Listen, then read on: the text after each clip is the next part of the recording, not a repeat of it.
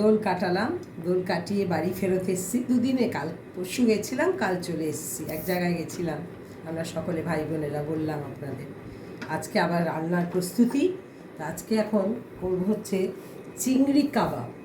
তার ইনগ্রিডিয়েন্টসে আমার থাকছে পেঁয়াজ, আদা, রসুন, গোলমরিচ গুঁড়ো, নুন, কাঁচা লঙ্কা, ভাজা মশলা, ধনে পাতা, দারচিনি, এলাচ, লবঙ্গ। ভাজা মশলাটা হলো ধনে, জিরে, শুকনো লঙ্কা শুকনো খোলায় ভেজে গুঁড়ো করা। আর এই চিংড়ি, আলু সেদ্ধ, ছোলার ছাতু আর ডিম। এই যে পেঁয়াজ, আদা, ধনে পাতা, কাঁচা লঙ্কা, গরম মশলা, রসুন আর চিংড়ি, এগুলো আমরা প্রথমে মিক্সিতে বেটে নেব, তারপরে আবার বাকি অংশগুলো দিয়ে দেব।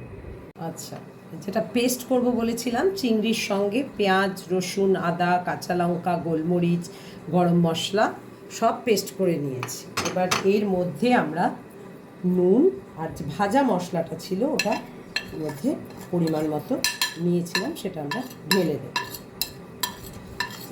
যেহেতু এটা কাবাব, এতে আমরা একটু আলু সিদ্ধ করে রেখেছি, সেটা দেব, কারণ এটা বাইন্ডিংটা হতে হবে।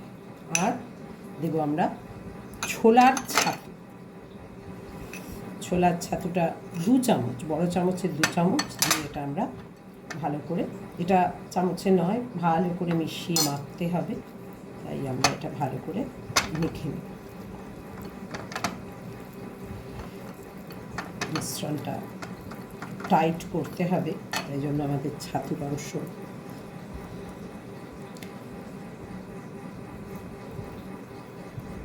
দিয়ে দিতে হবে।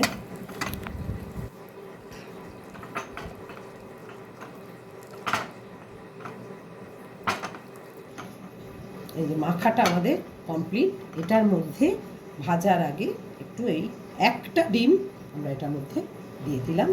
এটা দিয়ে খানিকক্ষণ আমরা এটা মাখিয়ে রেখে দেব।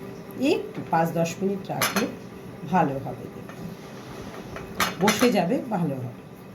এই মিশ্রণটা আমরা একটুখানি হাতে তেল এরকম মাখিয়ে নিয়ে এইভাবে এবার ছোট্ট ছোট্ট করে, ছোট্ট এরকমভাবে আমরা এটা এর মধ্যে ছেড়ে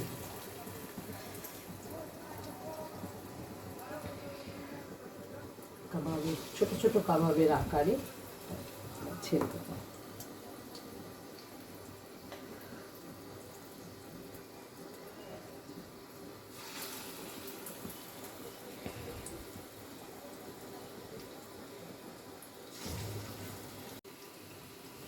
এক পিঠ করে হয়ে গেছে, এবার আরেক পিঠ আমরা এখানে উল্টে নিচ্ছি। চিংড়ি মাছ খুব সফট হয়, সহজে হয়ে যায়, বাইন্ডিংটাও খুব ভালো হয়েছে। আলু থাকাতে বাইন্ডিং, আলু আর ছোলার ছাতু থাকায় বাইন্ডিংটা ভালো হয়েছে আর কি।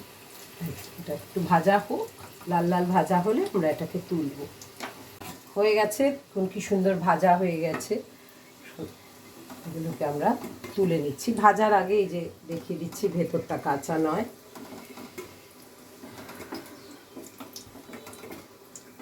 একটা আমরা কারি,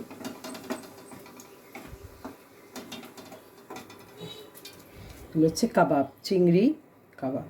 এই কাবাবটা দিয়ে আমি এবার কারি করব। সর্ষের তেল দেওয়া হয়েছে, খুব বেশি দরকার নেই, তার মধ্যে সামান্য চিনি দিয়ে দিলাম। এটা গুঁড়ো দেওয়া যেতে পারে, যেহেতু কাবাব একটু মিষ্টি মিষ্টি করলে কারিটা ভালো লাগবে, তাই আমরা এর মধ্যে চিনি দিলাম প্রথমে তেলের মধ্যে।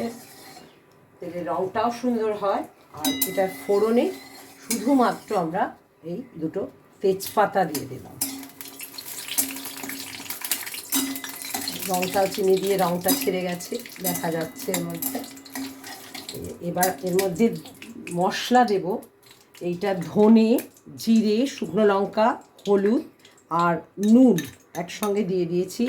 এইটা এবার তেলে আমরা ভেজে নেব। তেজপাতাটাও গন্ধটা, ফ্লেভারটা বেরোতে শুরু করেছে। এবার এটা তেলের মধ্যে ভাজা হবে।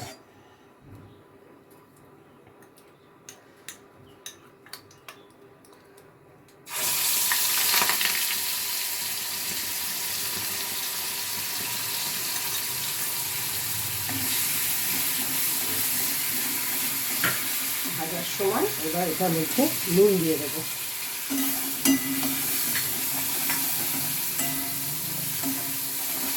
তেল ছেড়ে বেরোতে শুরু করে দিয়েছে অলরেডি আমাদের। তেল ছেড়ে বেরোতে শুরু করলেই আমরা এর মধ্যে এই মশলা ধোয়া যে জলটা দিয়ে দিলাম।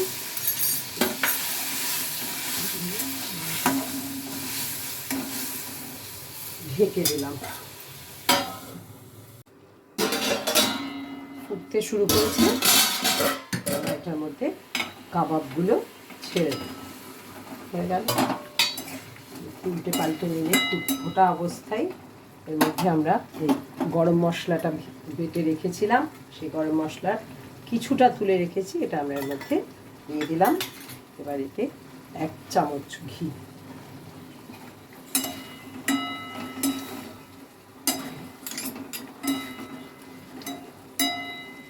একটু 2 মিনিট ঢাকা দিয়ে রাখবো, কমিয়ে দেবো। চিংড়ির কাবাব কাট, এর মধ্যে রসাটা ঢুকে গেল পুরো, খেতে খুবই ভালো লাগবে। শুধু স্ন্যাক্স হিসাবে ওটা খাওয়া যায়, আর কারি করলে তো হয়েই গেল, আর এটা খাওয়া যাবে। হয়ে গেল, গ্যাস বন্ধ করে দিলাম।